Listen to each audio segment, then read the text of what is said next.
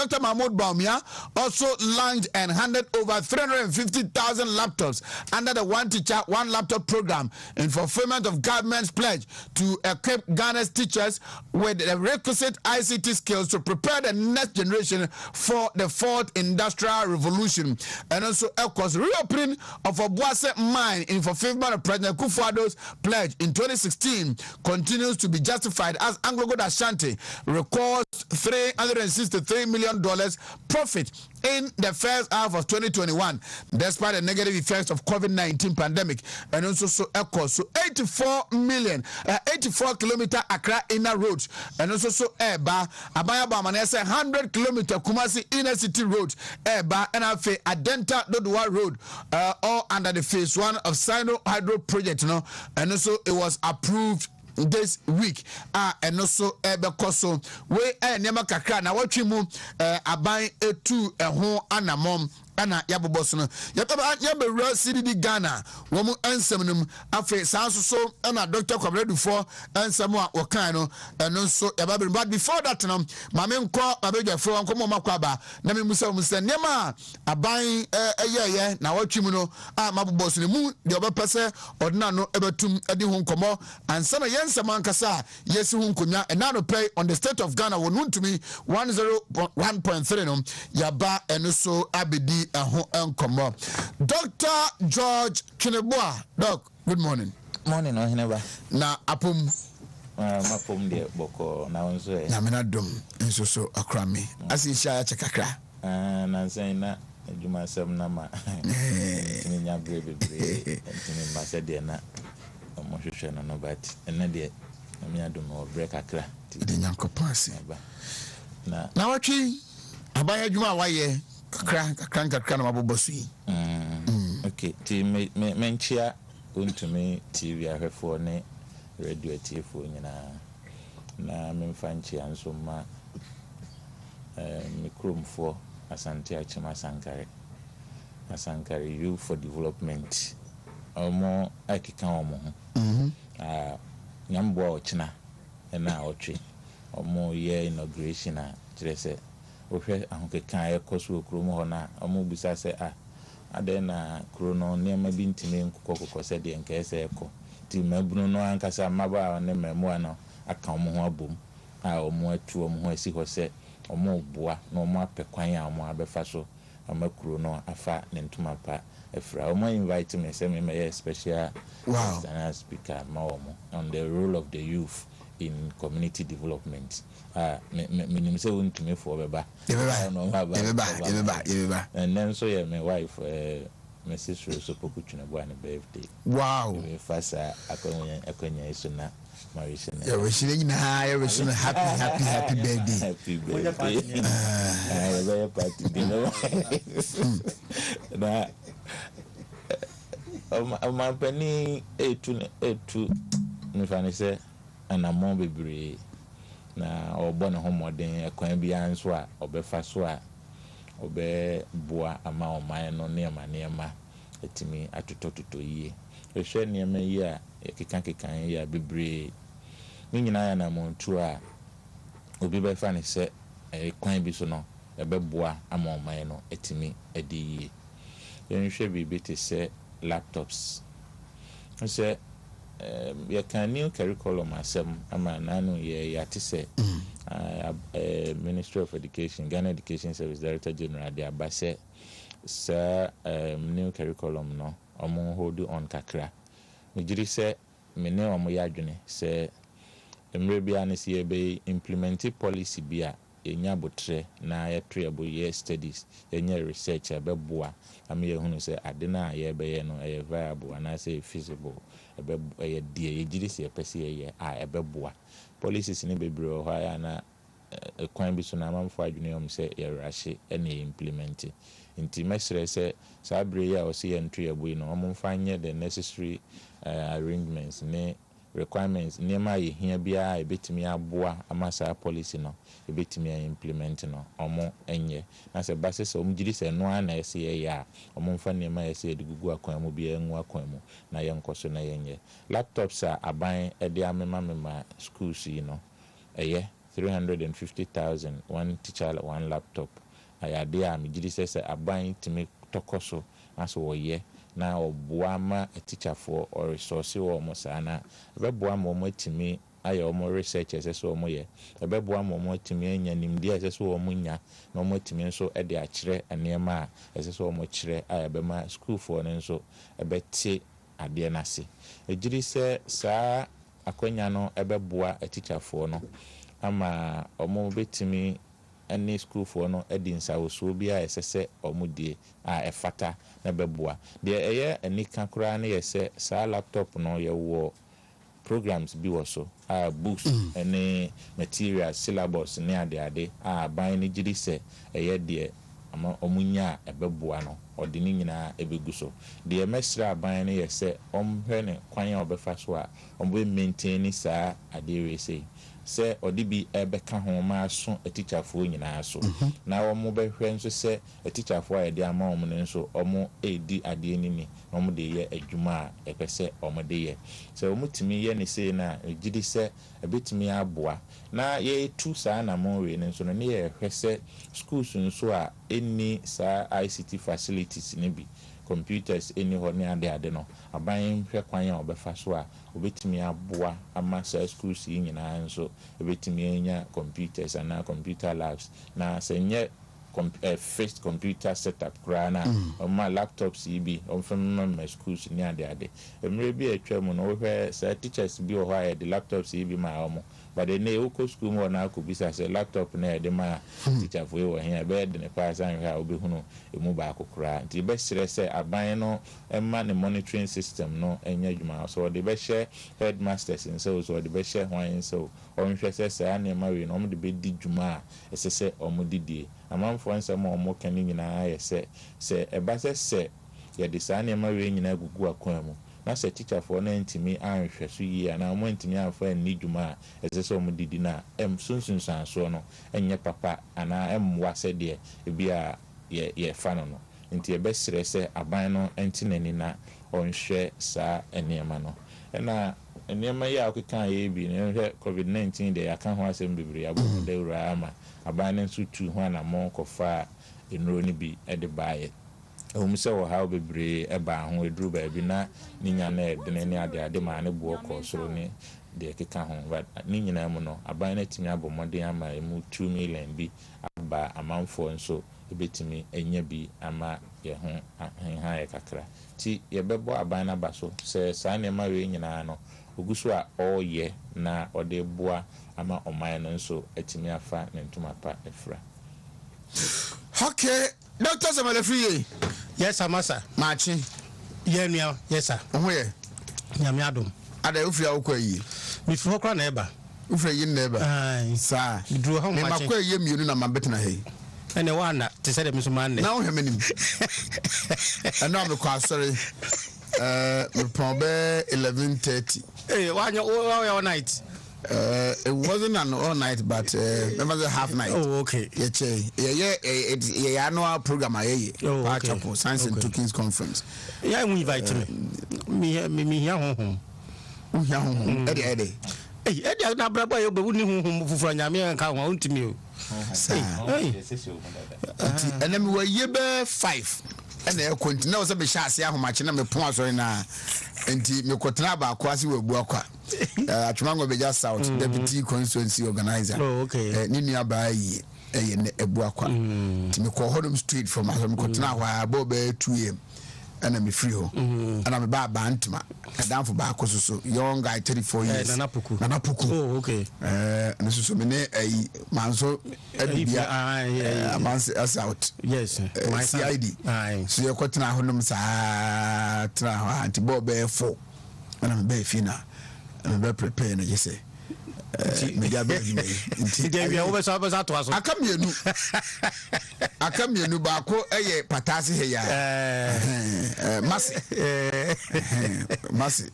ngwa na masi ibru ni ofia me nwa me hu picture am say eh ye be kwa no ene me dey say ya masa ties ma for ba ko ewo ajusu hono me onye banya easy something I fine nyame adom boko great government this week Ohini ba ansana ba say Dr. Bequin, Ghana, I think health service director. Yeah. Papa no ti hona me free by so a church member. Papa no so a church a church funeral.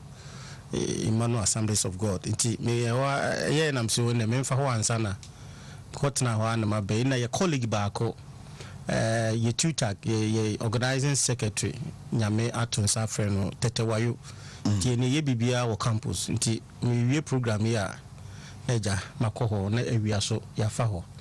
Ne yate ehu agum di aka no nti nyame adom eja wo hu ye mobo ye tiase de ne nase nkwa ne de ma no tie de nase na ohine ba eba this week the government what the government has done and I say the government programs no me metwa doctor so e no laptop no me teacher ni de I will always go in line and you may be a beboa my education I improve and 350,000 laptops for teachers.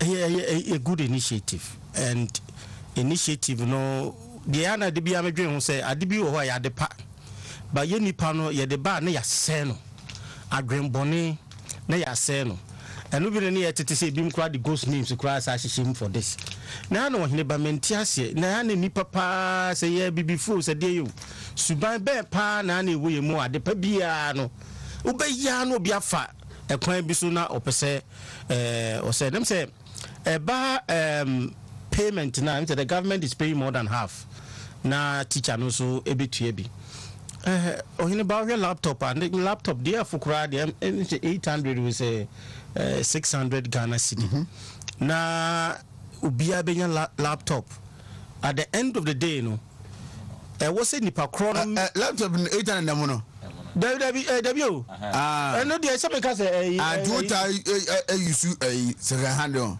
Oh, that be no me first na me. So was your pregnant 800 dey woto e na say me fan say ti e mo no dey.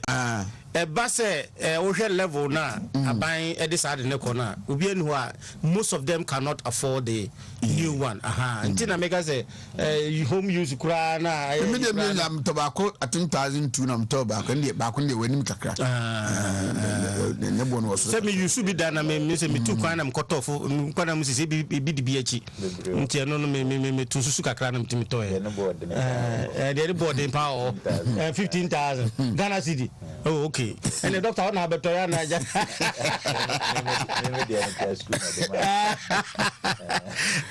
The laptop no boarding. And it's about taking that initiative. And name additional you much more on online. No be via internet, via information via available on online.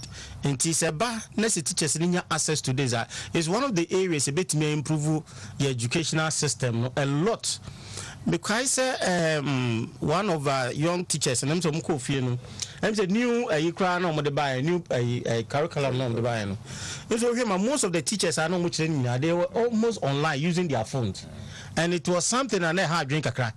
And then also our teacher now so ton of credit even though the government I'm making sure that this facility is going to teachers no area na doctor ka ho asem say infrastructure no so yenhwe wo yi any yibia na betimi aboama yetimi use the best of the facility na ye dey ma teachers no you be make use of it no mesre say yempe mechanism bia ye betimi dey assess the performance in teacher no enya laptop na bia the performance e kosoro na say ankosoro because one thing say what dey be mani pakro no one hwe ye kro dey be mani ba no dey book games and now say obetimi aton baby betimi aton oton wa what are the repercussions? 2 why you should the right into yempe system bia ebetimi amiehu how say teacher no enya laptop no any improvement be ban the performance and I say the laptop will be there yempe kwan bi so I think say we should have a way to assess still no the teacher use the laptop for the benefit of students any also ankasa and be improve because any pay bebre no adwempa na won nyisa na bi so wo obehwe no oje na akoton na aban na say 1000 na 2000 kwa na aban de ama no no ye ya obetimi akoton 1000 na afede that idea no that intent no ntibi as headmasters and now say district education directorate no any system be put a system in place to ensure say even though the laptop no is a shared responsibility no a teacher na dia no sad no so ebetimi ensure say the teacher and the laptop no idea no will not get into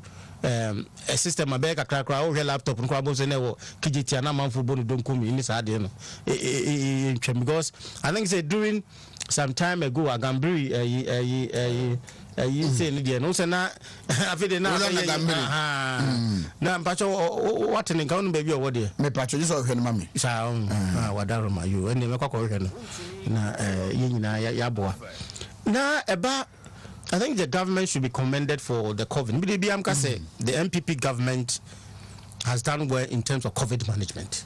The fact is a fact. Because unim the ekoswa even UK no update 35,000 people na infected a day. Malaysia almost 20, a minimum of 20,000 and they infected every day. And from January up to this time, a single day, or more lockdown. We have a colleague be or wash a dam also Dimika also go school. After the January, wash a dams I want to be. And every day 20,000 is being infected. Into a back of it a unity the MPP government has done well. It's a fact the way the management has been done. No? They are a human institution. There might be some other areas, but in totality, no, the government has done. Now, vaccines in the Johnson, I think the others are also coming in, and it will help all of us. The latest infection, I think it was 449. About 2 days ago, and it has come down because initially it was around thousands going up, and the vaccines is the only solution now. A bit me aboa ama sa yare na ba anyway be said the protocols so do eba the government this week there the government is and also I think it's Tuesday nearby near can be say immigration for no forms no but the portal I think is working. I think the challenge has been rectified. Yes. So it's working very well.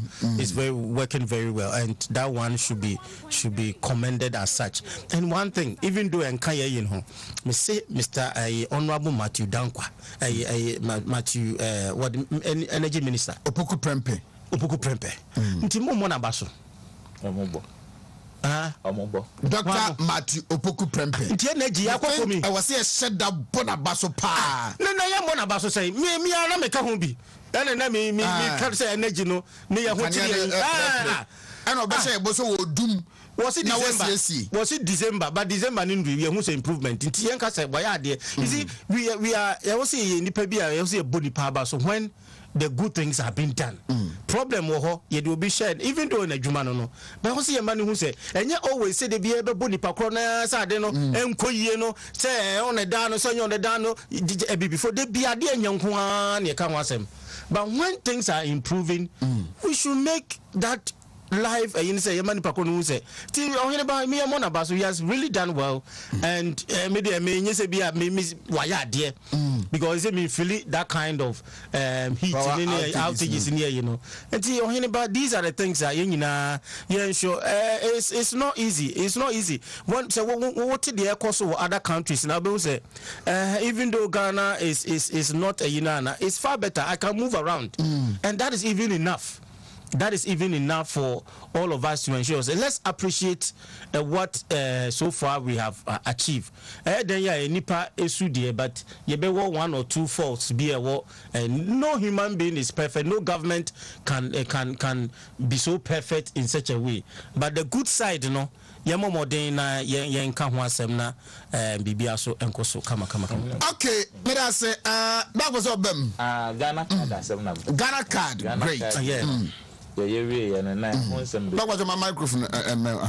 Honsem bebre ya na eduru ba bi kura o de koye bibia banks ne ade na omo nye ne ma confusion manfo kasasa ade ntina etwa sika bebre na de akoye yesa card ya yehunu so mfaso ebi kura adwene yom se nke etimi di tu kwan na yentimi mfanya ne are because of said ebi modi kan project ne nti na yate yanya good news say ne de Ghana card no ye adwuma pa se senate for migration NHI and so be migration ye hope said that bia no ne driver's license ne passport ne ade ne nyina no e be linke ama etimi adi dwuma said the SSA di nti no so ye bo aban aba so se watimi atu sa na mo no ebino bi beba me gidi se Ghana card nti kura bia voters ID ne ade no e be jae na bia population census a e be ma Ghana Statistical Service be man for akoni na montin se omoko kan nipa no sa ne ma we ni nyina no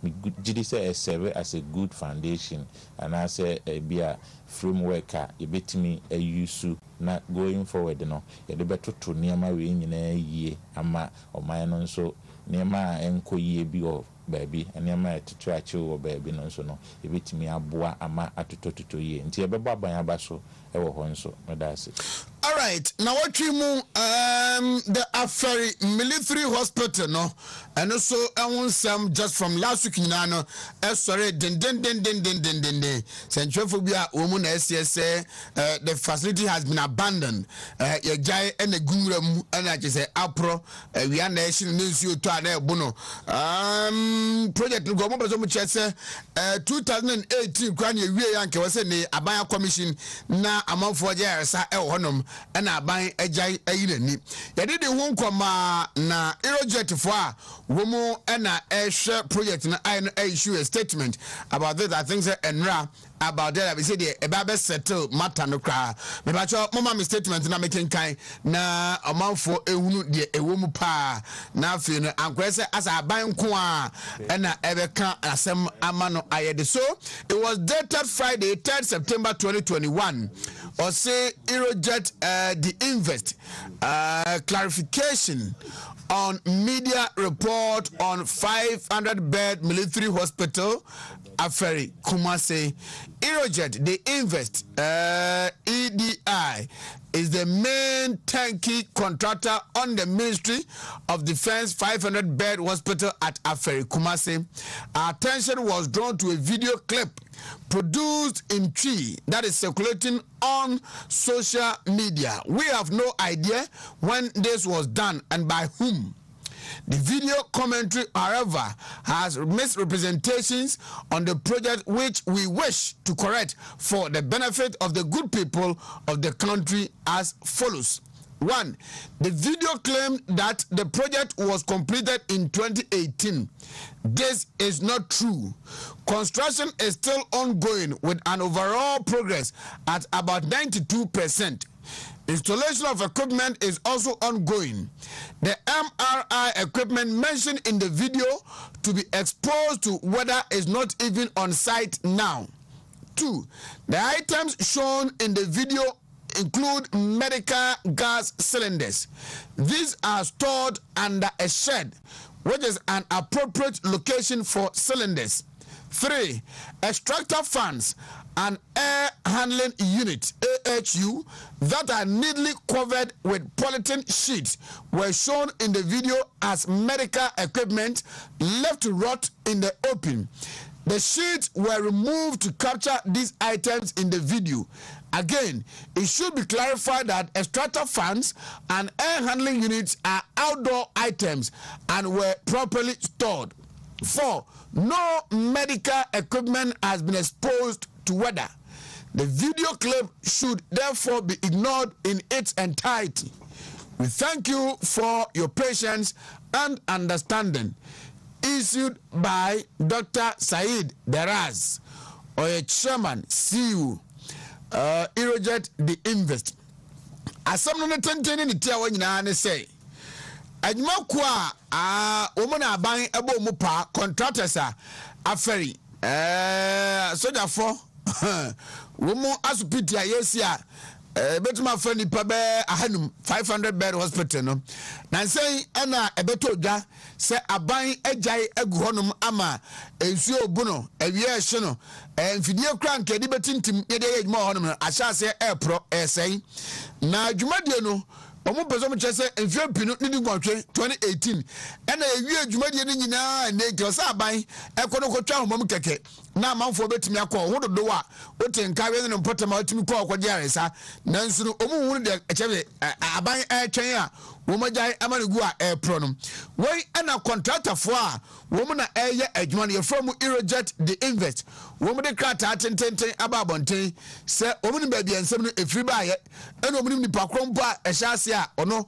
ekofa asansem no ebaye na omo kiremu a enye no kreda se project no kwa no 2018 ena omo ye ete omo nsafiri ho omo susue mu no adwuma no ekoso pa na afa no ha mabupen a be aduokuru mienu 92% ena omaya aka be 8% na yese omawie kra wo musin fidie a omubodi eye MRI machine no time fidie no ko munya mfa manka wi a na sa aferi hompo ena kambezo we ka se egu hono mo a airpro eno so ade no ana mo bo ba kudi se extractor machine eno mo se air handling unit eno so no esi mountain a ye pa ho no mo se eno no eye mfidi a wo wie adwuma na facility no kwa na eye adwuma abonten ene edi besi ye betintim no nanso na omo de rubber achichire ho kama nanso ni pa bonfo a wo mbozo mgidi mbone ma aban no mo kwa no ene omo tete rubber ni nyina afiri ho ene kwa sa sa de dia si abonten ama wie egbo a ehye no esu oto a eguso enye sa ena etie omuso obia to sa ansem ngu na omongu na enye no kre da omugusu aye adwuma se ombeto omu nsafiri ho about 8% aka no na fe omakra bibia e de afiri honum Dr. Semelefi ye lies ntro e kan manyo sem no ho Ohineba the lecture been account say leprosy is better than ignorance. Say ignorance is evil. Leprosy is better than ignorance. So walk kwata. Yes, say unim better say unim bibi na omra ho ase. Enu bi na ye demonstrate wa ha. You see Ohineba lies Ghana, there's one thing about Ghanaians. Some of us you dream say yenim bibia to knowing is part of some of us, and we are saying so what they da if we are say obi nim bibi wusu nim bibi obia wo de wonim obra wo ase a ana otimi kirew na bia o menua we de ejamenti ase pacho wadaroma e bia o ma me hu eno anmanu no ba o mre ne ho ase no o tere say onim bibia ade esi ye there's no problem say obetimi akọ afewi hospital ne bia akọ journalistic approach, but enyoma wunim ne ya busa there's nothing wrong. I didn't see what maybe obetimi akọ find answers to certain questions. There's no problem, but who impute the kind of say enyoma bia MRI ne hwan ne nya obeka ne nyina unim umusa umra ho aseso no we do baby sebi na say wo ye jimi kakra in the sense that adia wunim no bre ho ase na obi nkyerɛw Ukraine hospital ne lies are part of Ghanaian culture politics. Utwantra atu obi so no ahyeda trans no utwantra no de ahyew wo yeso say wo bra be yi ano on for evidence mna so as wo bra be yi ano so visa boa va dia na chere me boa and this is the part of and ohine basi anya careful na yam fan crofobia and court and demanded some kind of damages bia who can you see because any tata for journalists. I think journalists is some people think say we are journalists are winning bibia we are journalists are doing say I'm sorry say winning bibia na kawanutum. If you are a journalist, you are a journalist in some other. You learn. We are journalists. We sua them more.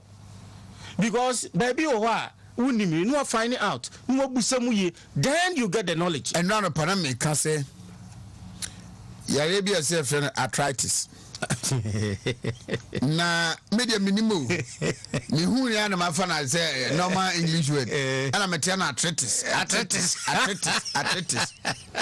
nansande na Dr. Phobia omuwo SD hospital hono eja omu o madama omu yi mni aba kwa so tiri se ache unia ne se de na nya arthritis be arthritis hey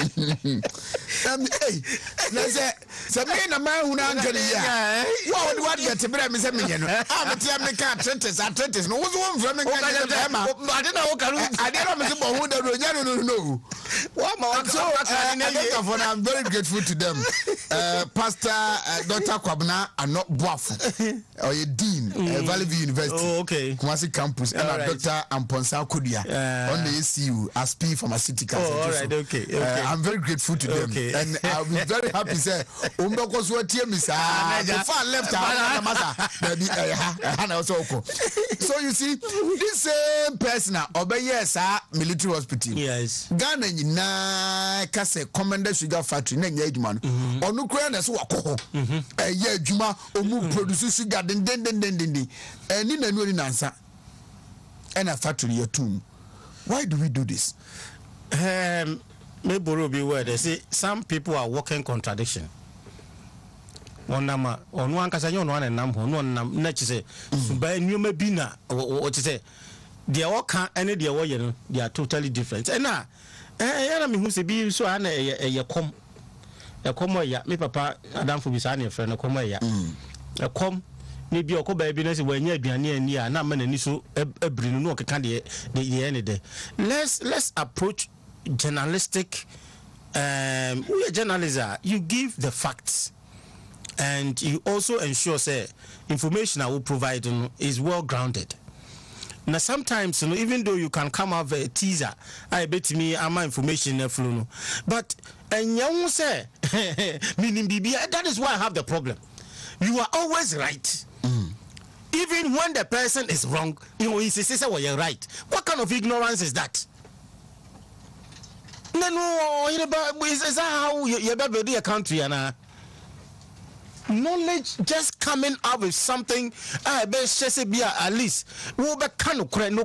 the facts on the ground. Just tell us the truth.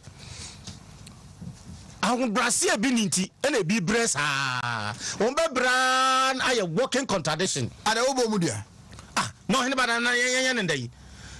I don't know you can't find a mini and sometimes there are certain things that it has to be stopped. And people need to stop that kind of behavior. To know you know bro. To know mini. Some can say leprosy is better than what? Ignorance. Sankophone umutu on that. Lies who they what to I say who they if you are home or in ba unko baby home also one sufu na do baby here who say yes it be chambi. Just calm down, bro. Once ne sua de free nkrofo a omunim bibi fa that area no ne sua de na sebi because they wo kai me class say arthritis so why you sebi so me sua bi me so be abom ho ba me de ko that is how we learn from others a lot, all because nyankopon boy as a limited human beings. But you have to learn from others so that our knowledge level no ubetimi improve. And the journalists are more that behavior of turning lines. Ahomaso a omumro mu hasi ensua de ogini say we are journalists if we are saying yansan kra una unim no, they should stop that. Leprosy is better than what? Ignorance. Okay, Dr. Samuel Efriel no 50 minutes after 7. Me bacho yonkweni na mene honorable Agosikunadu. Mensha North MP enso enkodi enkomoy. Enkomoy ye di no mamimfa address issue quickly na e move on. Matena video so aka several times and me aka.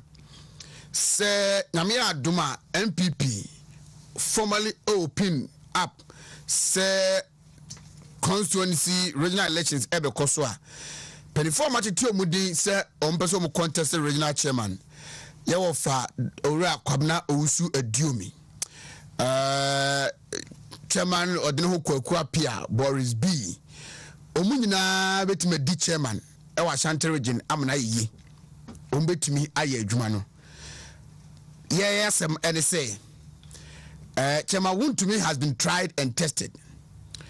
Oyenipa and from so on ho. But so son and from so nyina de gu kente ba akum. Na se son papa nyina so de gu kente ba akuma. Ne papa no modu esen and from so no. And I think in 2024 we need to approach the elections as if we are in opposition. And we need that kind of selflessness. And you know, there are some and say, "Oh, you be able to my adwuma no, but obetumi ayame awene pa in 2024. Chama Wontumi. In so be a how kwan so me contest. We want a decent campaign. And ra Central for one of the aspirant and as a hopeful, Efremu eni mushiaye na assignment or the amamono. I will plead with you. Mumra emeka nipa no de obetumi aye. Mumra meche de entia opeso di regional chairman. But se ebeye personal attack, vilification, se mu be dia tro out the regional chairman so mo ankasa munim se anya no kre na emom se eye pa ne abom na mo pese mo on that tangent. You will not find it easy. You will not take it easy. Ye me di obia tem ye me ka obia asem se ontumi ne regional chairman ye asem ne say chairman wontumi ayebi or the every opposition by wasa the power ne the man and the ultimate in politics and also benya political power which he has delivered twice. Some mufi so obi betumi ayebi a mo meche di ntia e wasa yoni pa konemom se pa se de mo sha se ye ne mebi atwamu na mo fa eche be pa achew no sa na mo sa beye abedi ato so a that one eno de mesre say you should be ready entino nkomo ayedi ne mama twen we nbe mu. That is that. Honorable Kwasi, good morning. Good morning, Hinaba. Na apom to say a jana dumboko na say amna dumboko moba fi mojuma homi ana say it said the mo wobra se be fi na o Hinaba wo bisa asem na amenchi ahwefo ne atifo na menchi amenhia no of mpesu asofo ene menchi amenu anu mpanyimfo so amabeto mu studio no pe o Hinaba de wo mne say parliament ankasa na eni ahomegie sana me hu no. The reason why I make an answer is time back just occur recess in Pukrano. You still have activities also here then. Oh yeah. You'll still be doing community committee meetings more, you'll be doing follow-ups on and near be brow person here then. Oh yeah, the boy person so for. Could you believe that last weekend, just about a week, and by this time say no, Namu Betifi. The party had yes, Dr. Mahmoud Baumia. Yes, and Dr. Mahmoud Baumia, His Excellency the Vice President. Near Shawa Betifia, we are drinking a quiet between the party and Montu Akonim. We are no Zemsa could do crime for another committee meeting. A 12 more for 3 consecutive days, and Sana Bear party in Media Bredia home. And Sana, who say Babi, no, I may say Sima de Bear Kumasi to do constituency work. So they say, Miria, Baby. I made the name Kwachemia. I was a new Echna, that is Kwasiada and Numena Monka. Because another 3 days of committee meeting, then Wednesday, as I to also they call a Tamaline Bolga for another committee work before they come back. So, in generality, no parliament money there continues. I say teacher, you know, or my crime crown or market scripts. You maybe school not the report, so they say. So, we'll be a man, I mean, sure as a economy, but you have a bit of slight workload because on Kotina chamber and also in some quiet arguments and debate, processing of documents to pass certain acts and motions money at here. That is where maybe it be a. But however, in general terms, in idea, you don't actually rest. You only get a breather from the workload keke. And this anity and the kwa humijim nenso. Ujume die ni die ni kwanse kwa humijim because the kwa humijim mo no the name better and it's going to be many been twice. Right, sanity. Abayano na watwimu ai nema bebrebe anope na mebobo so a menim de obepese obedi hu nkomo. in Bamamenase. When you're not paying for Kabi, Metian in I say, or my teacher for the no, and me, having who be brain dwelling too much on a teacher for the no. But what that I would also want to add, the Miss person in the back can't want to say. The said, be sending me a see canon, if we back whom you know, as we will be dear by your dear, but in this time around, you're more dear. And I buy an abwa more qua.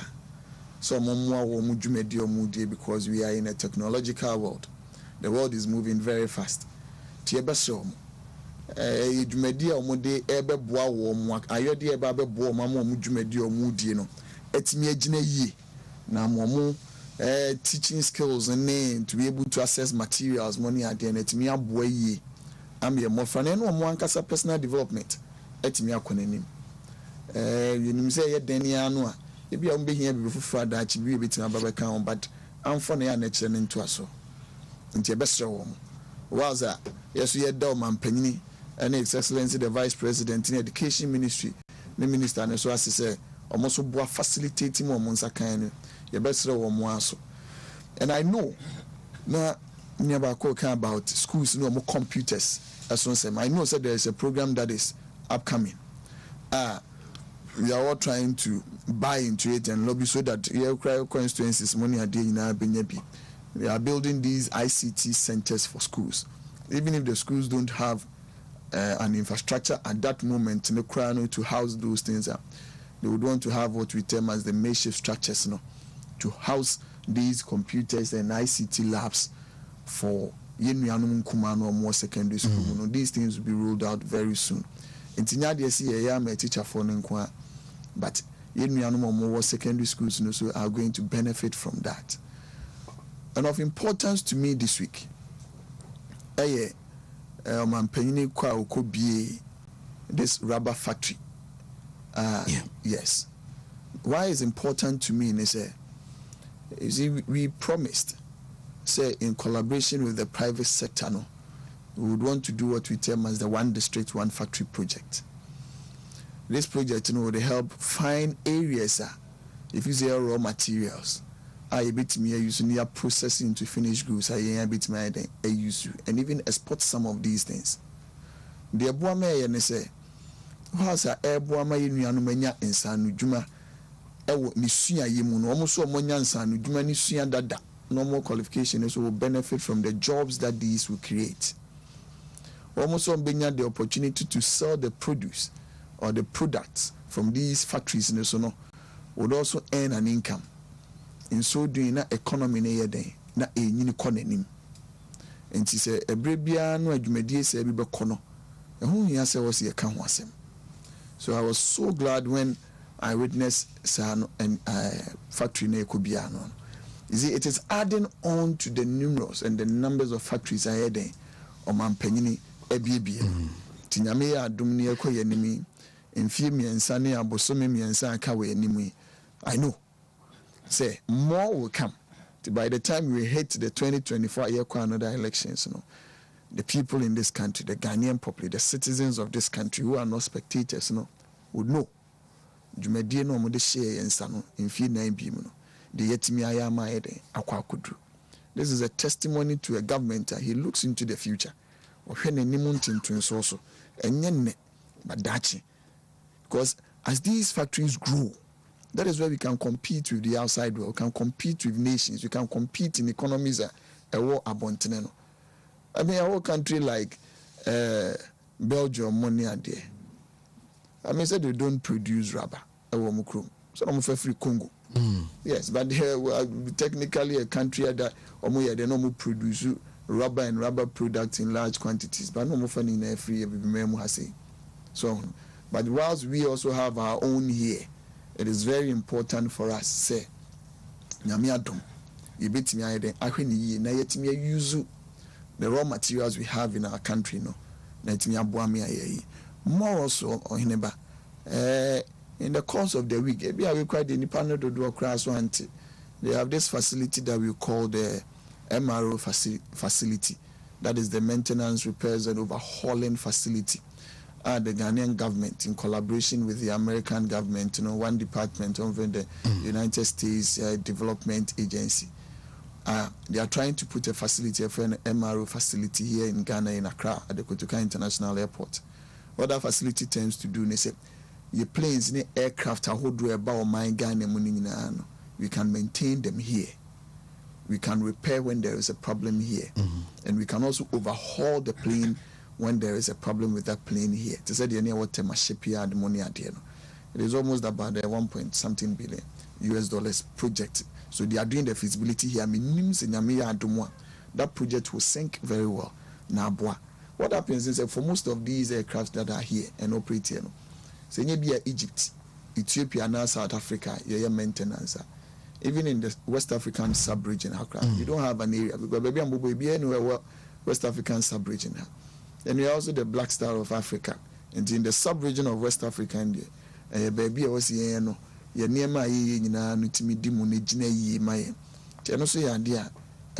very important to me. I was it tells you how stable the world see our country in the midst of all of these global pandemic, money, how we do and say your boss and that's why we are seeing papa woman MPP Amanyo Apensu, His Excellency Nana Dankwa Akufo-Addo. Sabeya, we can. You bet me a develop more also in that. Or about what I would also want to say again, we are no crowd the NC now, but it is very important because I carry no home. I pedano once I be run now, because when a country makes a savings of about 1.2 billion US dollars, I will say I can't want them. Something. Yes. I will say I can't want them. But no, maybe I found the try Yama Ekosa. And the reason why who hear me need to be now 7 years mean Komupi. It says that we are losing 170 million Ghana cedis in terms of excess power contract. Yeah, you buy you can't say enku ye be ohineba idioman did this kobe na ochemiensa. That was 170 million US dollars. Ohineba iska. But me jitu say a break on the nimna ebe wie no. Ebe unu se sa aka no kra na emeye kabi my bed ebeko because I know the competency of the Attorney General. I know the competency of the legal advisor this government has in current times money at it because me won't be paying. There was a judgment here in Kumasi, almost about 25 million. And they are about some gold. So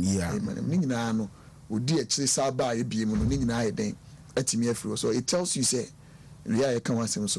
but however, it was about 1.2 billion, and I'm not saying million, and I'm not saying Ghana cedis, I'm saying 1.2 billion US, United States dollars, and your Canadian and Australian dollars, United States dollars. You buy a pension, Excellency Dr. Mahmoud Bawumia, Etna Sewa Economic Advisory Team, the Bank of Ghana, Munina, Shisha, and Fabasuboni be my doctor, Bank of Ghana, and legal department. Omu say it is not worth. Say between 1.2 billion. Okay, can we see in Tria? Nenki in Tria 1.2 billion. I name one say. See in Tria 1.2 billion. You found 21 and Kibitria 1 and didn't see 1.2 billion US dollars. A babesha diema ebe kokwa. Only for the Christmas. Intina even in the contract in the crown. Or true, say Kobasi be and the contract no near buying work crown puno. Sebasi yenye you no kobeji be 300 million. Na visu unyam faso so na yenye sika. Ye babitu yanko beka cho sesi ye nena yanko contract na yenye mosaka no. But the trans na buy no buy no hu in 2017 say hu hia. See be ma symptoms. Aba be ye say adwuma no e betime de 4.5 million Ghana cedis. And in this time around no make Ghana cedis 4.5 million Ghana cedis. No in bank 4.5 million dollars crown. And kasebi 0.2 no at that 1.2 billion so crown. And kichim wed a watch crown and anki yen to back. But with the Ghana sika 4.5 million. And Ghana a buying a buy no. Or my head for the same and even better platform than what Septins was going to offer us. Now Septins is only one person and he was also involved in Septins. Rulan Agambiri. The same person. Or the G da hon semba ye dene RLG hon semba ye ni sembe brebe. But when you no hinba. Eno di jayo obi am peso be bo hon deru. Me akwanya bia menya bia no. Me bo hon deru. because this is mania. This country any muni pan and kebabo kaya den etria saka no banyame adom enya aban a odwene o man ne ho no hu sene abroni fe bibi prudence ye de bu o man sifa che so opade a oyese beye a ne nyanyam beye kese den so ho ka no de ebeye kuma ma nipa betri ne ye haw mo ayeden akofom to it me save that amount of money na hu here for commendation. However, one most important thing here now watching me or abeti na buying school aduane ni ho aban school aduane ni ho aban school aduane ni ho onza de papa bia is be see o man ni mu an enua no bi ne nsentrophobia kabum ne etum futuro onza sa abre ya na emofra na etro mo nso hwe no yeah Oma hunu de course in the first one or mokotro you know how encranisi pass EC5 yeah. So they would want to distract the atmosphere of peace encrani benya sa asumdwe no pepani ahoden padia tron so hwe ni bi ahye won ono ankasa ho animunyam won busuafo animunyam apagya won da acha me bia ka aban ne because ye de dwumadie papa free ye fa ne FSHS aba a etiti ye mofa na mo won da acha brabo asi won yie ni ntino people would want to throw it out there to distort enema AC but we here schools ye boarding a minister ekosa ne na bedi a chief ekosa yi nyina hin ba ko mo stores a aduane abuso ayese mra ne komasi biase a that is a museum Ghana but that is the nature of the people I know mu deal from opposition NDC for at the pebie ba ya to won sem saa ni ase no na wiase no ni Ghana memwa ye ho to when be ba ho so wentimi anka ne a wo ye no a we don't need to be responding to them by ya na me de se bi o mo be kan san sem ne sa ba nipa be hunu in between me no de ahin na ye no kra onipa be hu a e wo se ye ne na ye no ye bo hu dawru na ye visible things si wo mani pa ye de ehunu nya so mfa so eno na betima ye den abo aye wo hene ba e very important na if I use ntwa to e ja nu na me ye kan ho asem e ya fare military hospital. Now I have read the response from. Now me immediately me who video na ankasa no. E ba me hu say ti sebi. Nipa betima train we ase aye boapayo bonesa. Ba me de omunie. Sisi ye hunu no kware ewum. Na me akra menya by my own self I was sponsor on that same network na. Catch ni gina so nua TV. Ejina so show those fake videos money idea. Now what kind the tone of the letter from Eurojet for na ankasa money idea. Ema uhunu. So hunu. Even machine or body na enye me nwanwo. Se wa munya botra mpensu ehunu na uhunu. Ena ayo hu bebre se me nkwa na minim agema money idea je wonsem. We yon se ntin jakare no aso aman no abebo ni fayi asikuma se kwanta. Ebi na beto no. Obey abunso aso ne man ozo de bia oso na movie bebrebe bebi obeko bia nya so no ade ahopepe ne ayi agie bi na nipa de amerika ekwa akwaje no no na pre ne ho de ko ya machine usi esiwe nsuo bu ne kra no wono a oye ho adwuma ne kire kra se afidie ne kra no onyam famisi ona se bu fizu bi wa bo apaye mo ne woni trimza se kwade se afidie ba bisi abontena ye ne sa. And that is the nature of the people we have now. Your son of Pie Betty and Tiamusa, Penny, my bit too good at the piano, near Sen. Eh, but what can you see? Near Shaman Ukraine day, a daddy. And no cover. The project is about 2% complete. Now, the other one, how many years project no is a 2018. So by 2020 elections here, during the latter part of the elections, His Excellency Nana Kweku Faduba Santimema, he went there to inspect the project. Na sebi near a project now inspecting. And I did also when say because say a military hospital in internet bread na brand biano anye biano aso afa bambophobia den oh why ye and near man in send adwumadi ni na den esiko. So how do you tell me say see a real project no send the city right saboni ni no bi atrim but enipa ni bi emoso ya ni ehwe ni ye kakra sabi wo he lecture na wakɔ niema kra ya kata ho kra no ahyɛ da akɔ akɔ na wutwa de fast why what the idea chiche niema ne ho protecting them, putting them on pallets no apagya ni nyina no watwa na sabi sabi na wo ba ne ma lock me pono na ubie na wutwa to wa wutwa dem wo to ze me ba na dan ne da de na adagya na zen ma lock dan nipa nye saa dwumadie no wo wiase na taja tunuba o ino ba na masema na me pese me ka no na honorable dia betumi no nsasem na ye kan nyina na ye obi na free ba na wa wura premises bi eno akotwa video na wo hwe release na anasa response na de wo kan wo mu ne ye se nipa ni timi nya akwanya ma machine na esi ho no ono akora kwatete rubber free ho ye suspicion okay na me question na me bisa na security the honorable kan wa kan say military premise anti soldier for ne abambo for the from time to time mo ho me bisa me ho say how ebe dey na timi aba say nipa no be ko no akoduru ho na wako ye bibia to say be to the extent say my phone one should answer some questions rubber kura bia echichira ade ho anase kata ho timi atete ebia minimum minko ho da afere ho no minim ho na minim se de asem ni nso siye nti edan ya asi ahwehwe bibi mu kakra ni nya ensem bi emunti ase wo sa asem yi ho na no ye mi hunu yibi video bi sama na do ba trade na obebi 111 we na video bi nso free nsoko o say ohun yo aha o say a 10 district hospital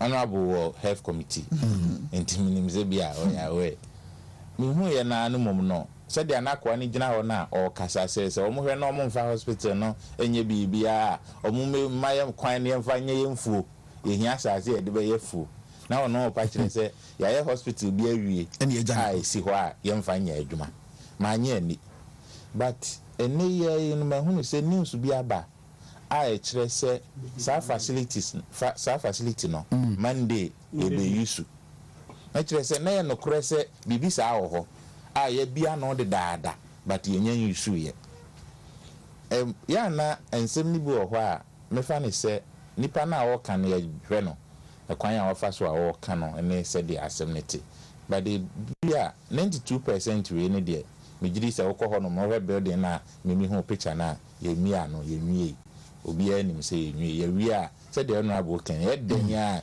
even 2020 election na nke be hia ban no pa okọ ye inspection no kura amaju ne me se no nim se bi anka esenki ye wi a wo minister ekọ vetting kura ebusa no na o kan se by April bi anka ebetimi awie ye nwie ne bi a aduru sese nti obi adwene ye ne se esenka ban na anka bi anka yaye ene ntimi nye but no ma ne kwan se onyina no so no won fan kansem a enye no kure nso kode ne te se tepade no unu se ye wie ye the machines na agum na omu operationalizing because na afi na nurses ne doctors o made more no machines no afi no mu take you through training but enya dia training e na bontim obi ehun nti no what you say is your because who follow time DC no lawyer Charity Ekwadwomo for day by day or update hospital no de omu ye ho e woni Facebook wall okay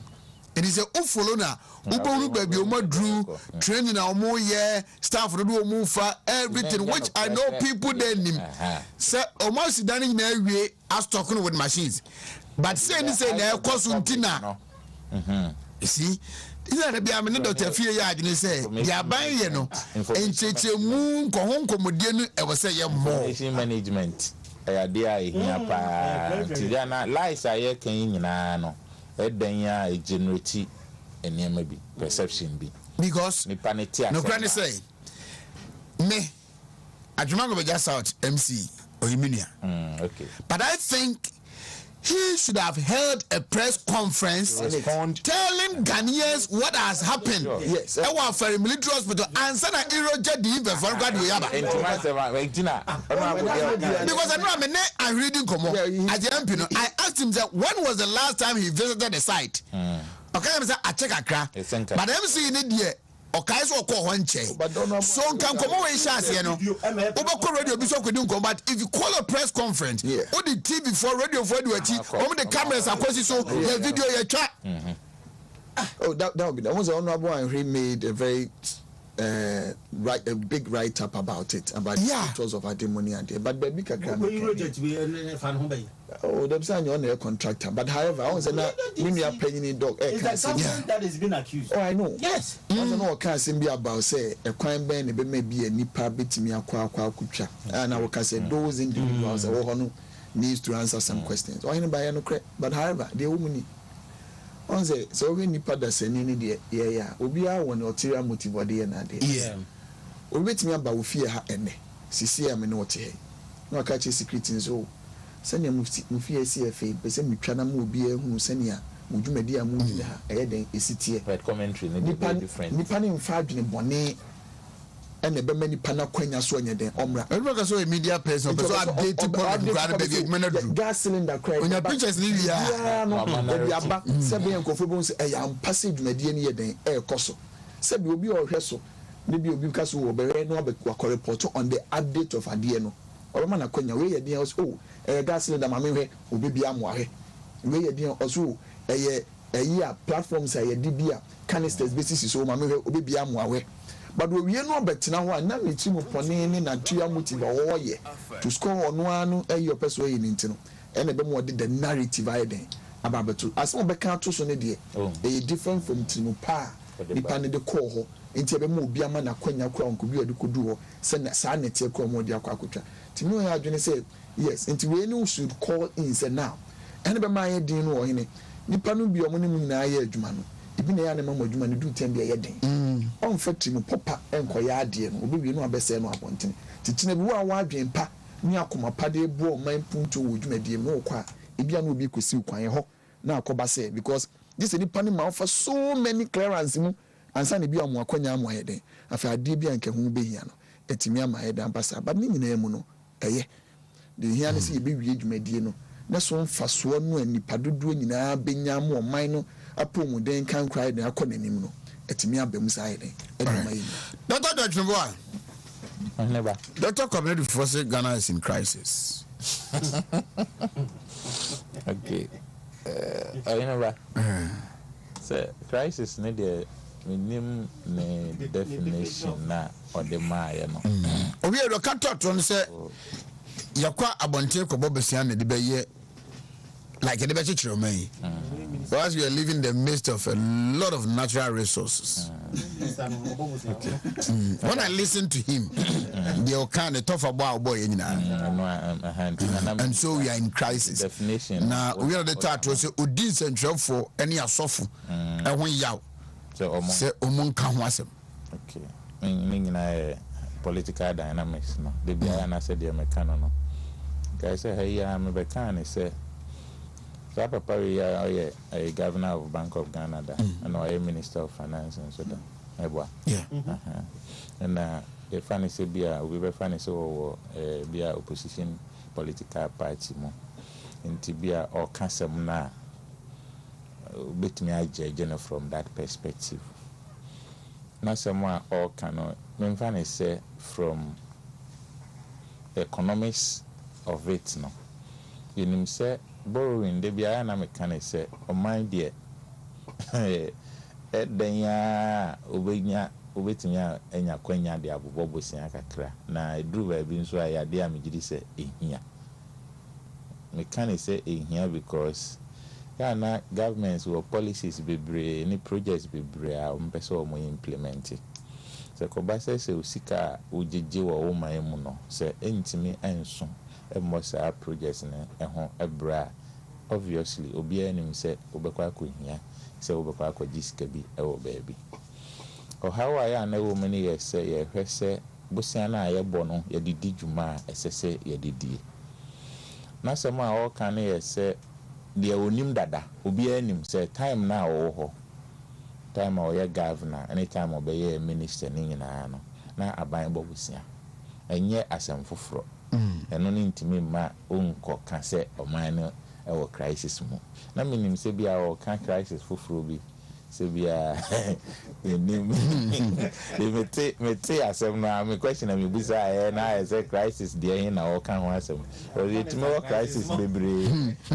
crisis bebre but na economic crisis na all kan dey na men kai ne say ebra na oye governor no saa ne mai bebre ko so ebra na oye minister no so saa ne mai bebre ko so enya dia dia bro yeso bebre na ase kire so bibia obi betimi aka debt GDP ratio no mention sustainability of ebia debt levels no aka to the extent say ebia bosia ye bono ekosoro enti bia bedrum rebi no nitua ebeye dene but dia na de bia meka na ye say ye de ye enyuma enyuma no betimi aboa ama oman no a generate revenues anase ebeboa na ama oman na timi agina na nanso a eden ye bedrum rebi no debt repayment no enye problem said de bia ya na manfo ehwe no wo hwe productivity a ewo oman yi mu na na de bia mesre said de na ye ka no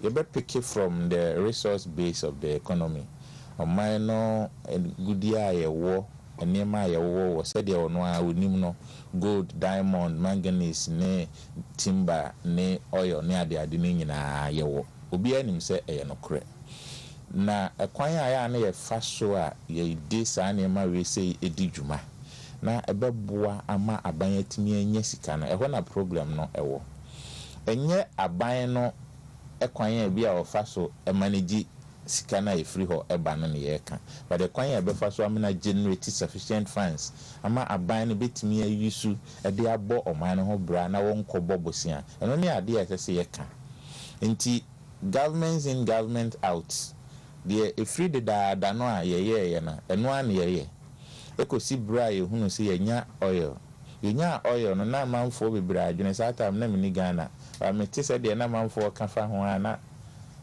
imagine yem say ye ka ko sorodo ye piche no e wo sorodo na obi anim say oil abenti Ghana problems nyina e be solve ni ade na me bisa say what happened in Nigeria for oil bebre omo use oil enema bebre but intimate solve omo problems enti yeguso a ye tu anamo bebre a beboa de besre se aban moa onkoso anya niema ogidi se beboa ama sa niema we no e be free ho yenhwe one district one factory sa niema we no nyina niema e beboa nanka Ghana yatimi produce na yatimi anya sika bebre amanfo benya enyuma aye na matimi aye ama na boa ama oman no atimi akonanim si ekoso ana etimi etu anamon we no bi na se eboa ema oman no fa ne ntuma pafra me gidi pa se ebeduru mre bi no bosia ne ade a oka ho asem no ebi a enya de a ebeha oman no bebre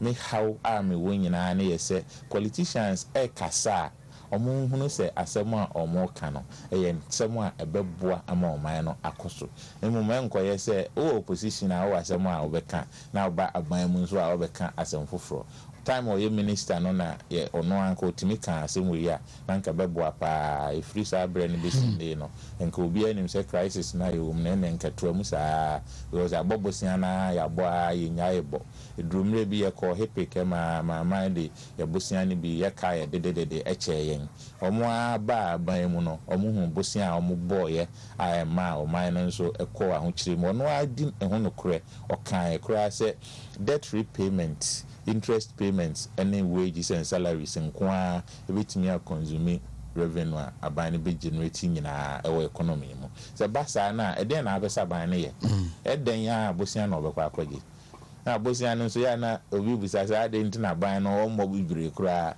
na on fan so we problems nyina but on solve problems nyina nti o morning kakra de oguso a obo ye na yenso yenhye yesapo mu nsuo yenyere ye ho ne yenye nyuma edisika beba yentuatua taxes asesi etua na yenye gidie wa ban mu sesi etua ma no na ono nso de ba ye adwuma pa ama na boa na bedroom re bia o man ne be fa ne ntuma pa efra asa o how we say no enkoso bi ntimi ne nya adwene crisis na all can dia so when your friend a crisis there any hour for so many years enya fe na aba Dr. Fiye my boss crisis oheniba mefa kwanya yeso na macha honorable ya na amafo so is so simple dodo Tano mo kachiro. No say simple say. The munima is nkafuntan. Nye huna sa. And Yebebona Basu is one of the simple MPs so far we have met and the interaction. No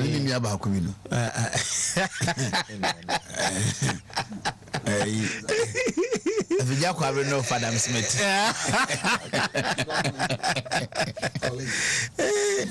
They are easy.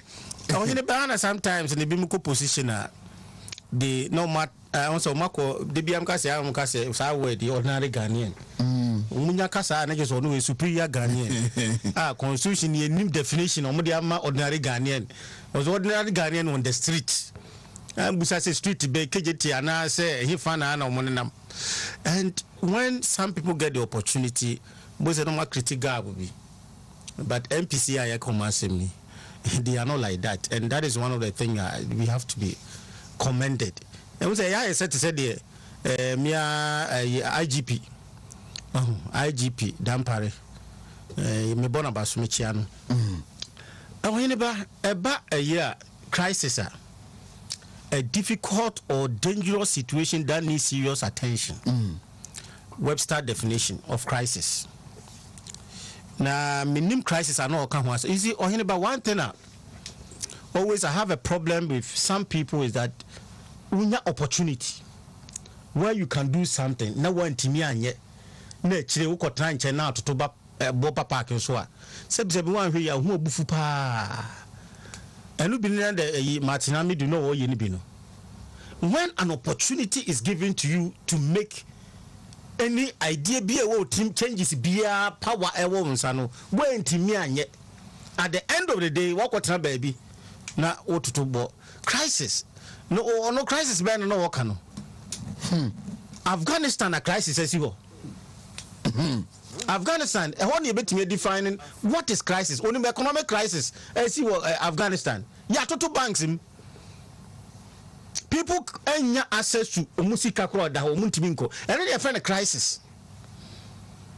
And again, so when people are not free ya total shop Afghanistan, may say Afghanistan, you have the word crisis in Koho. You see, sometimes we should use our words very well.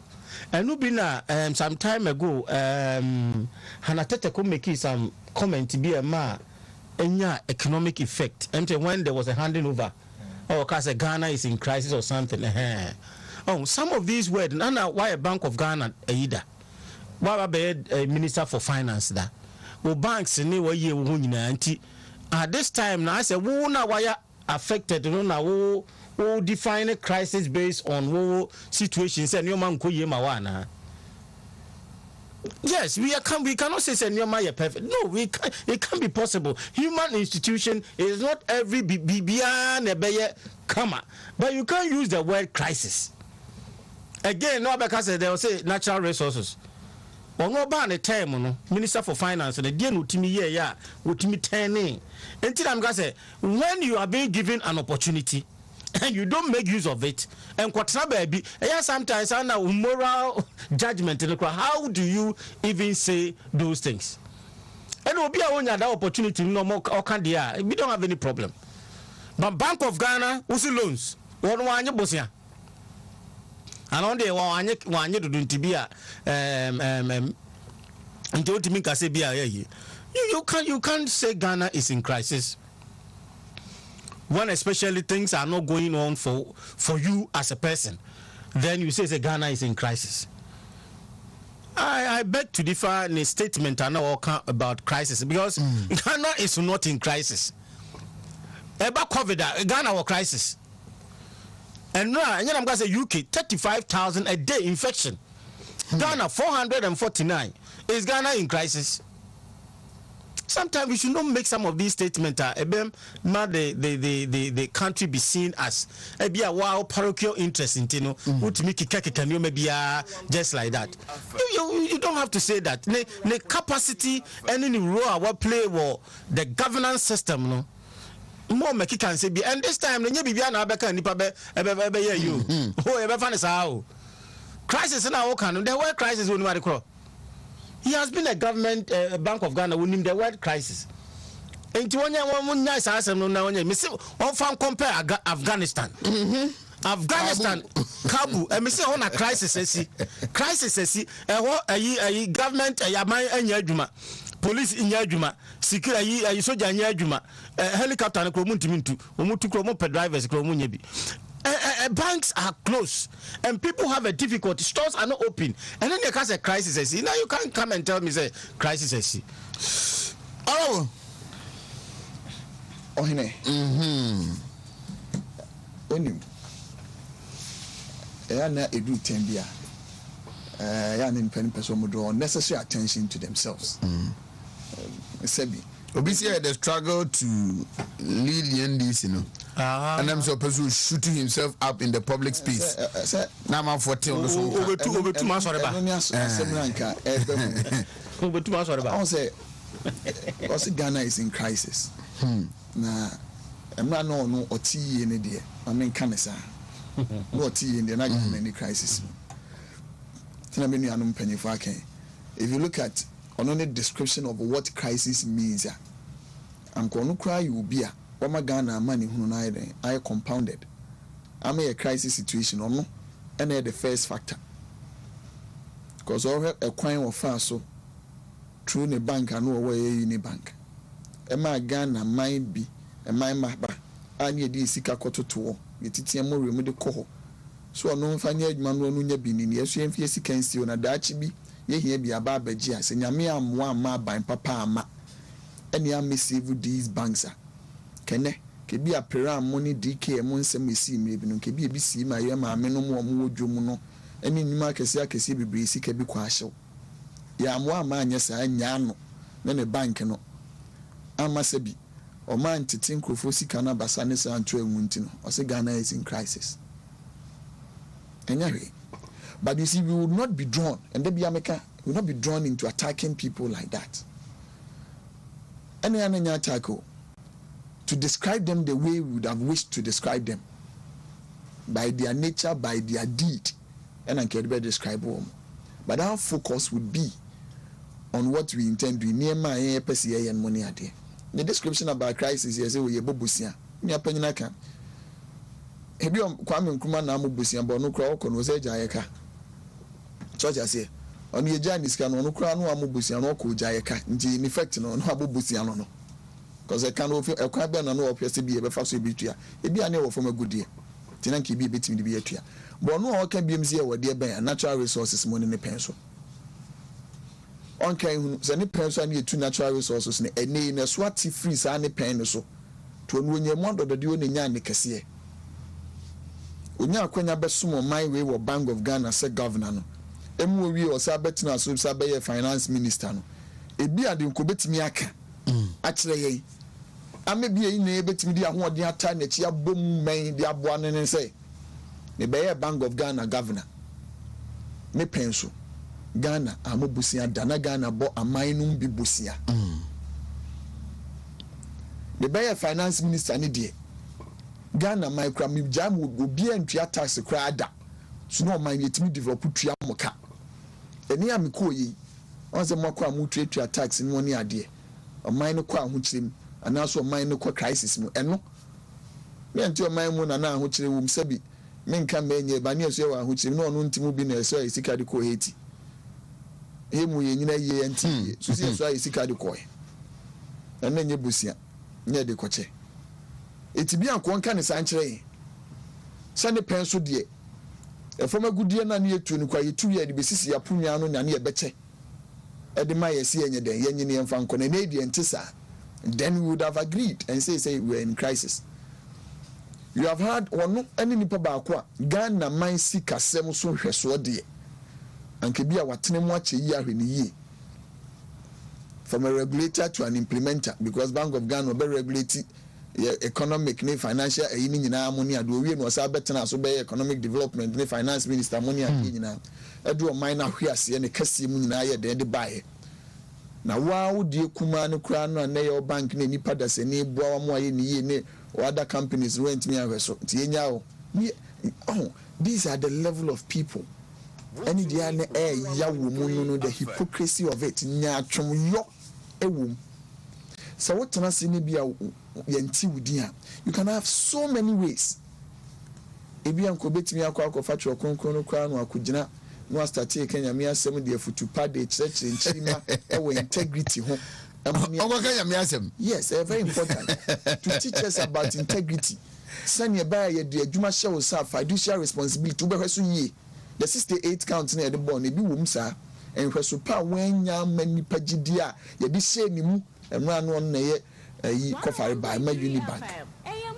So these are the things, the experiences on what family no tena sinna wo gitum say wanya de pa no eno ho afutuo ni nkyekye ne wo se ode ma ye nkyini mai benya de a sebi o kan bi enipa bi aba bebo mi abebo na kwes o na de munya no no kra no say there be nobody has an interest in that.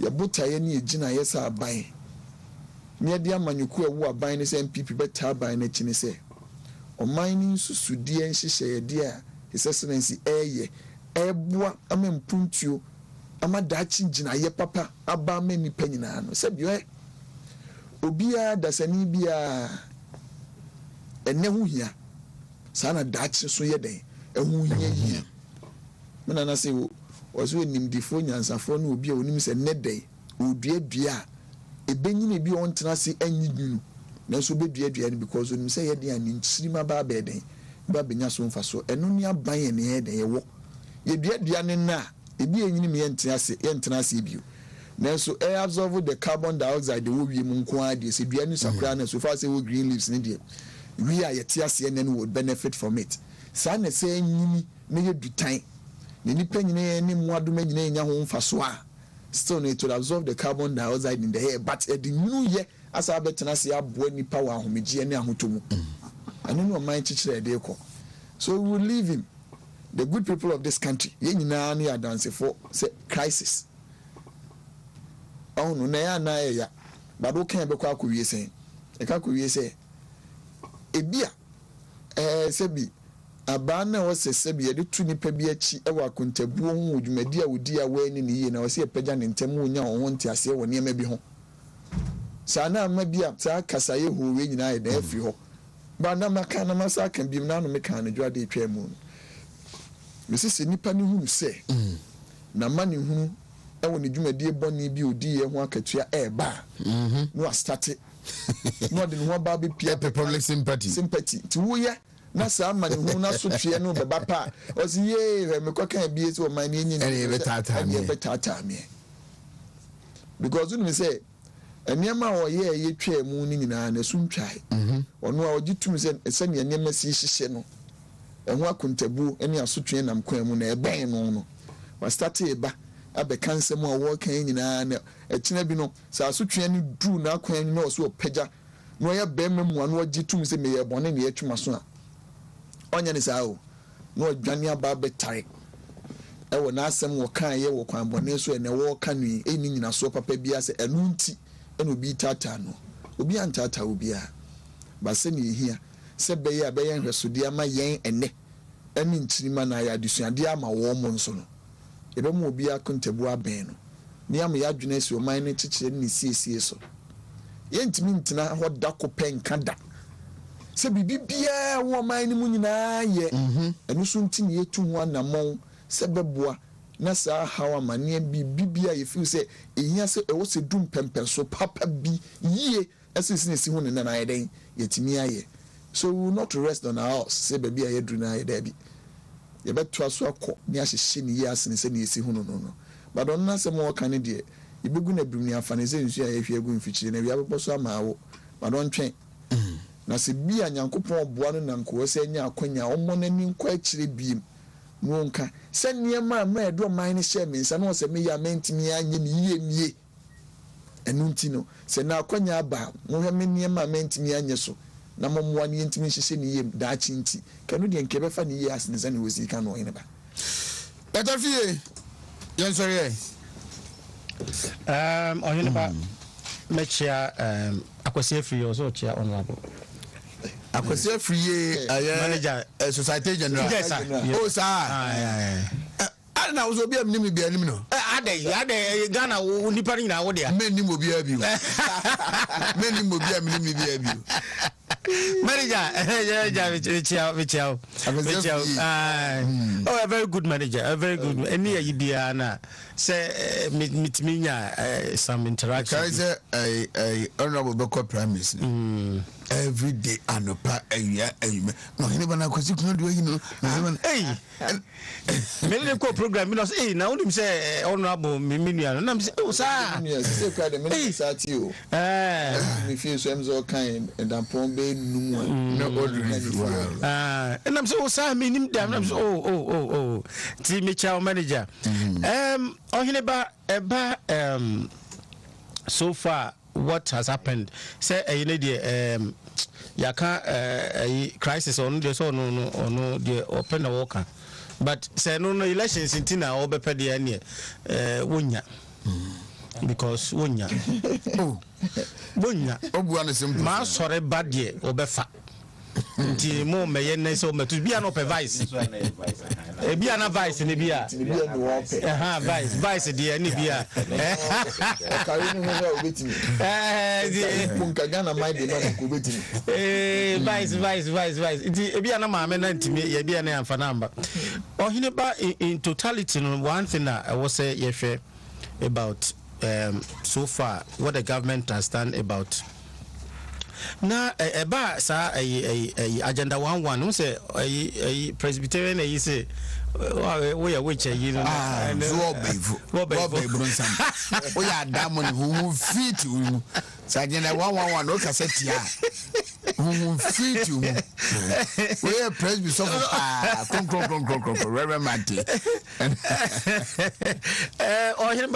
and then in the perspective I know the kasa is based on adibia will be ya ebeboa pomodinya ebeboa nipa o se support na also wontimi nya wonye eno ne na o ka say wow is an because we say nya ban na nya na say nya president ana o de behwe ne ho ye timamufo ana ebeboa nti se basa na say wo yes enye yi ana say at the end of the day no emamu a even if assuming say 1-1 now at the end of the period yet menya be 20 and 50 oh you know it's an improvement in the life but I see two cars say he has added up yes and why do we think say enya possible na say enye yi oh you know na politics na ye wa hana na ha adwen esa na say ye hu de ye kan but oh you know back to be frank asema wa kan ne de about chairmanship that is what I want to add my voice to it.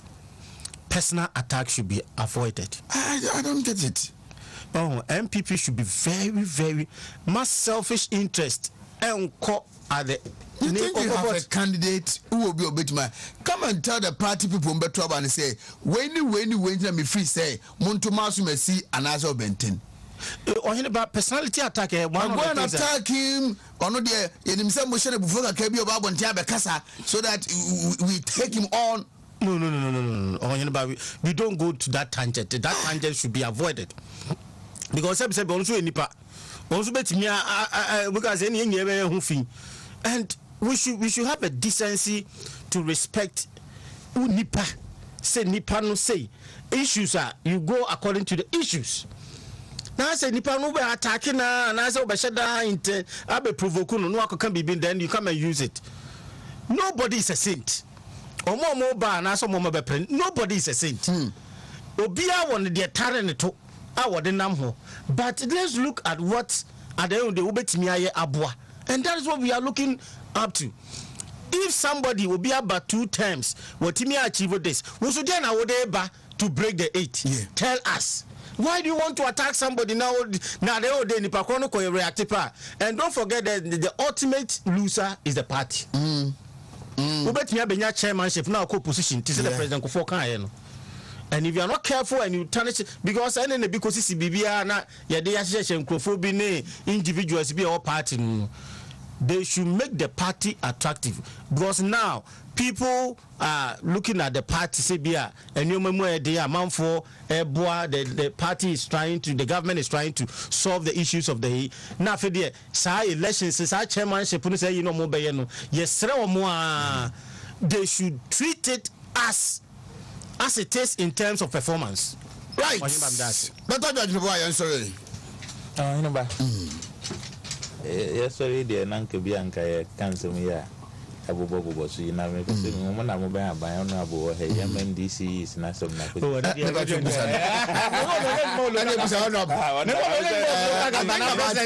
some 2 weeks ago me mampani shia e diem say mampani e bi o ka kire obo da we dey wo ba meka bia ma no nya djuma president say mo na be me say mampani shia o mo I think it was a Wednesday. I remember I was in Accra, so I know a lot of things because I said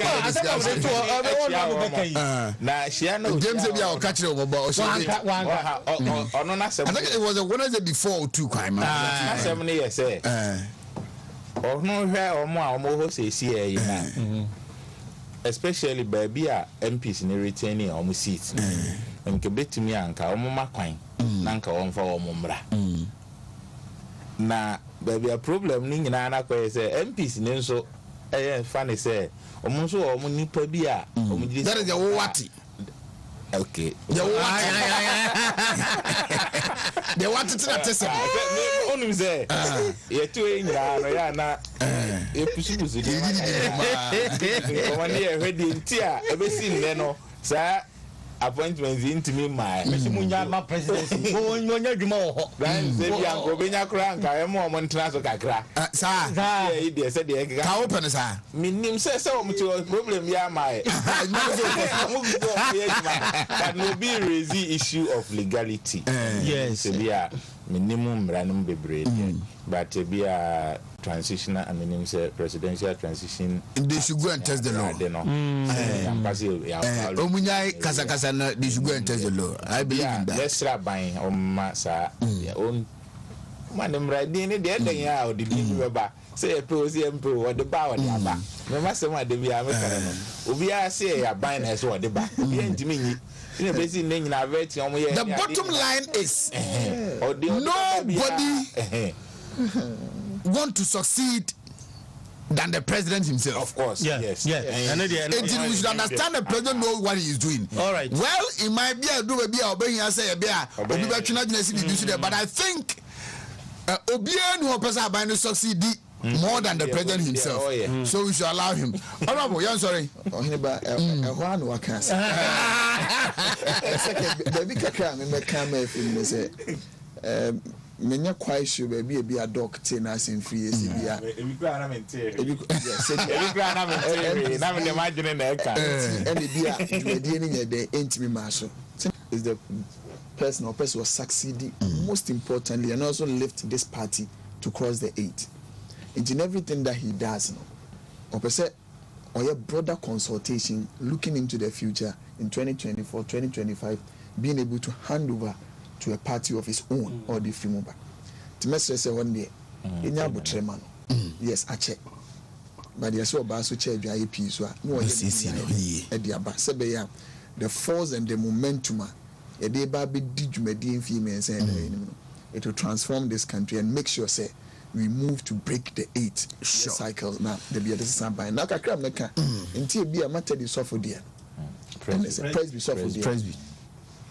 You see ebi anu okan asem na ye ni oman mu on the agenda 111 me di tu nipa bebre asem mo ka o na bi wo ha ye nwie ya den ye nto aso ni enwie mo ni ade ana meboa me ready in this country ena aban etwa mu no His Excellency Mahama happens so catch say on basi 200 community day schools so sabre na mu no na school bi o kuma si abontene so mfifini ba bi ana nipa beda kwa no mu ni bi but otimi ko sisi nwram present school for free but so mo free baby no mo nantem na no the bus basis what the amo mo sabe na schools ni wa ebitimi awi but so hu say na a bigger picture eno kura na no kura no nya dwumadie bia mpo a ebekire the need for those 200 day schools in Po. If you compare the infrastructure in education now, okay, Kessie and in all the schools, they go to KSTS, Poko, Miami School, Pempe College, CAS, Ammonia, go to and across the country. Okay, Casa infrastructure, I in Boma, about 200 schools, no question, and second, I mean, you should see here be a community be say boarding facilities were the existing ones. Yes, and expand them. To say the president before in our first term, model schools and money idea. So they say, go to a dog, go to Kofi Money idea. Okay. And until a man, a beer softener say, a beer who to suit us. But wait, there is a need for it. Sure. Because of how health pandemic here is see. I'm here who send me see here. So see Nasa. But I see. Mamena Mihomra na mene vehicle 20 Joy Industries for minimum emedin komo and sana Wontumi nationwide sports no aba abeto so.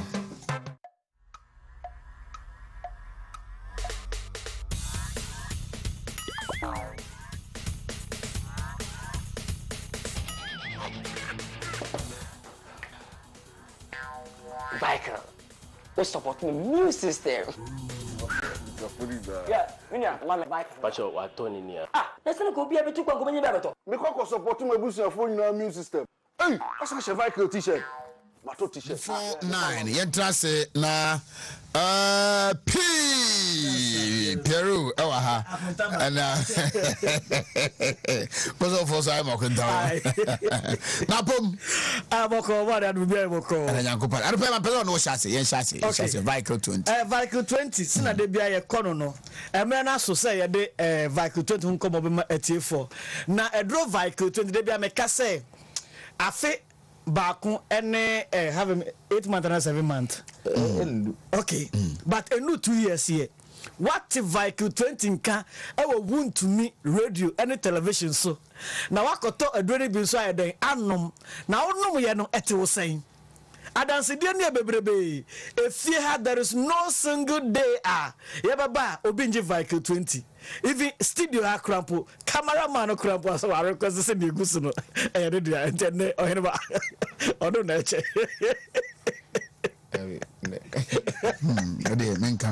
vehicle adansi dia ade da we nipa esifa nom no ese woni nsa wo ka kire ba de bia me ba ha am pese masem no me fancy butai bi so the definition of the immune system.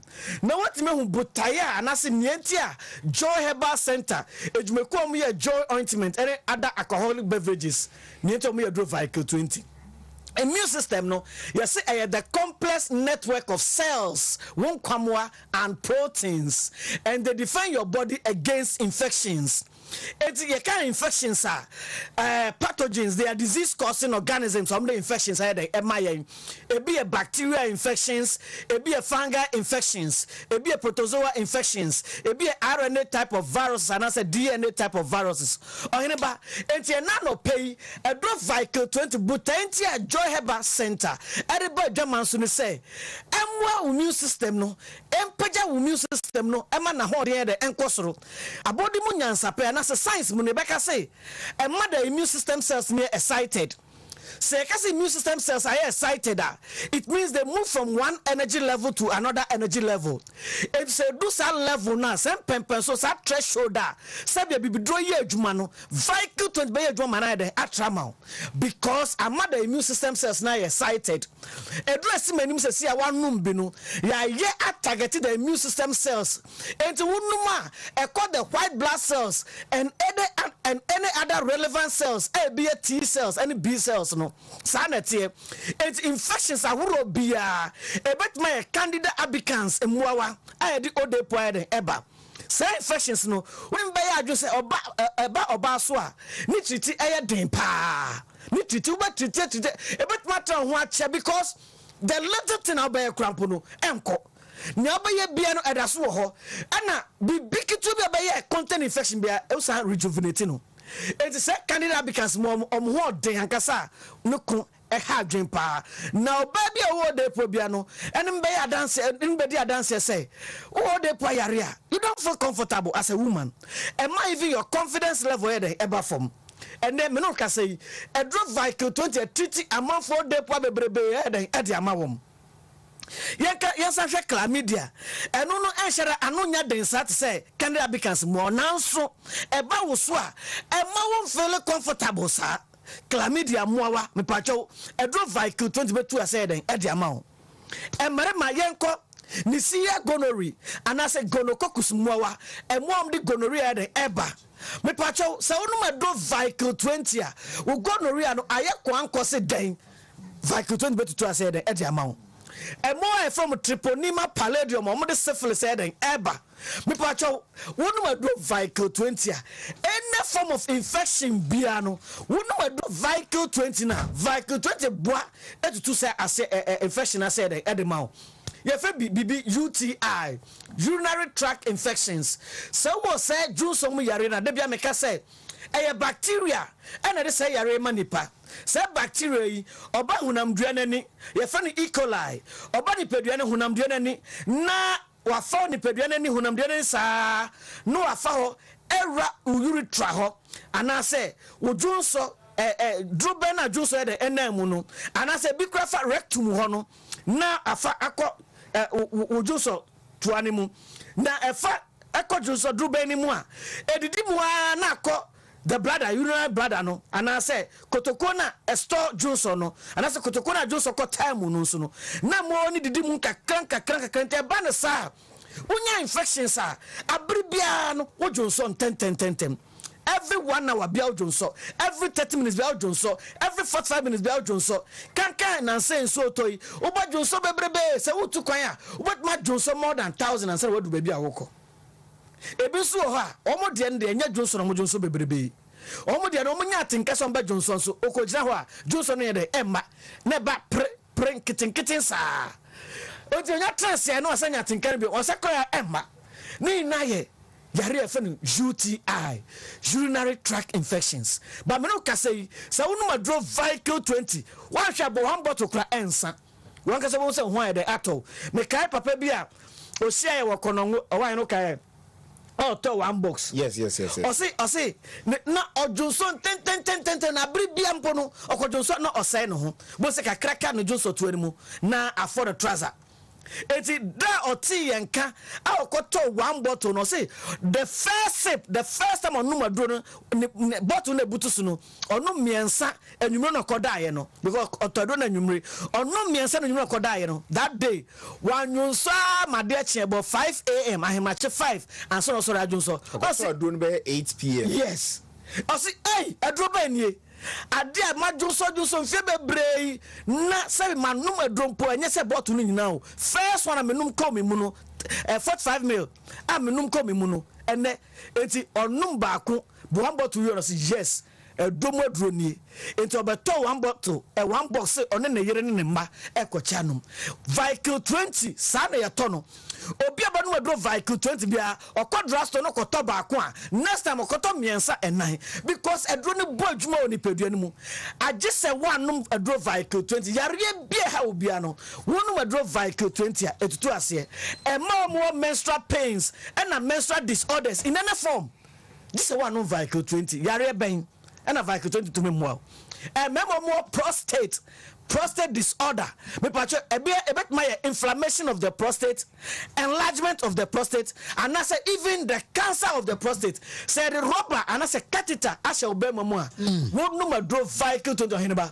All right, one can say yes one number drew all right minia vehicle 20 I just say one no nin samra ne the last 5 minutes in my life vehicle 20 yedura sene de bia meka no onipa bia ni wo benum bia wonya dance die ana sene Peter Charles ya na afe ene boso meka kra ni vehicle 20 atimi adan ho adi am yehunu se wonum bi boost to immune system wa yade ahudo bebre na wa yaresa ne ahobambo firi ho eti ha nei mi huni yade ko ebe bodin abeka se yenya ho dance die of course ma abtiefo nso nti ase se vehicle 20 no sa uyo obi a oyare no wanum ndura num ho nto yade e ha wo no ekọ na aba ukọ hospital mu waduru ebekọ mu na samba so uyo obi a wabre wa yare sa uyo obi a wotatwa hospital kwan pa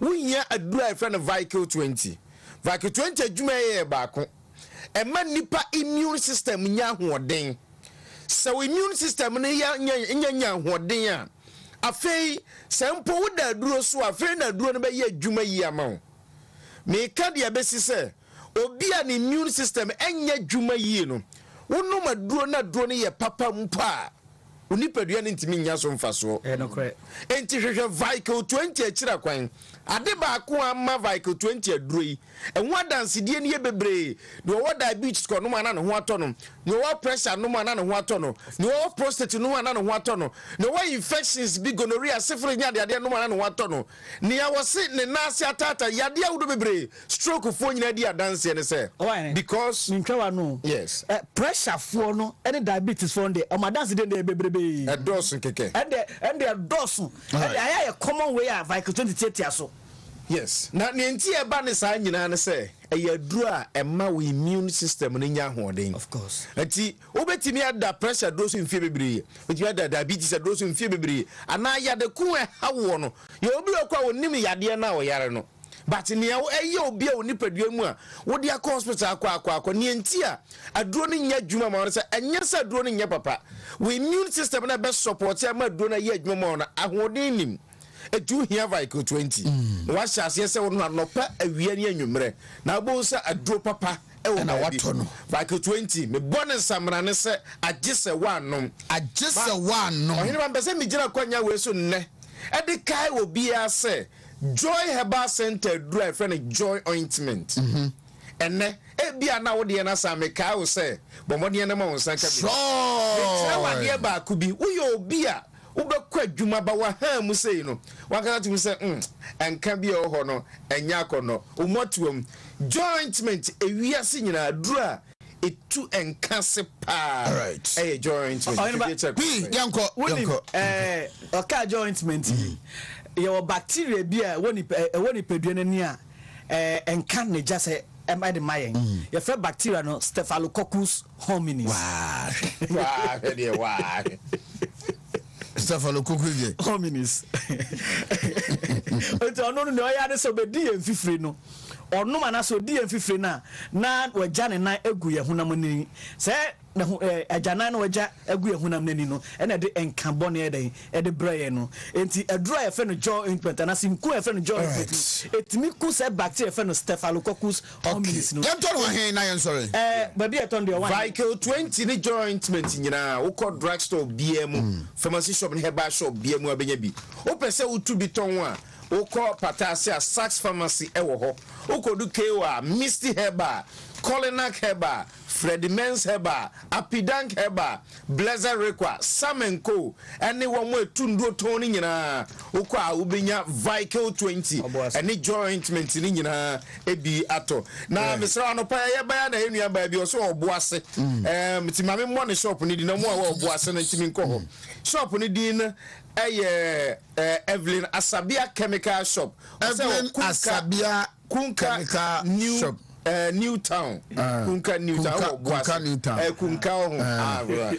Newtown. All right. Yerisi ani sorry the boss player ever Wontumi Nation was sports. Yes, but our person only a kasa there. Your numbers is 0244 876 321 0244 876 321 and 0244 585 531 0244 585 531 Kunka News Station Kunka Evelyn Asabia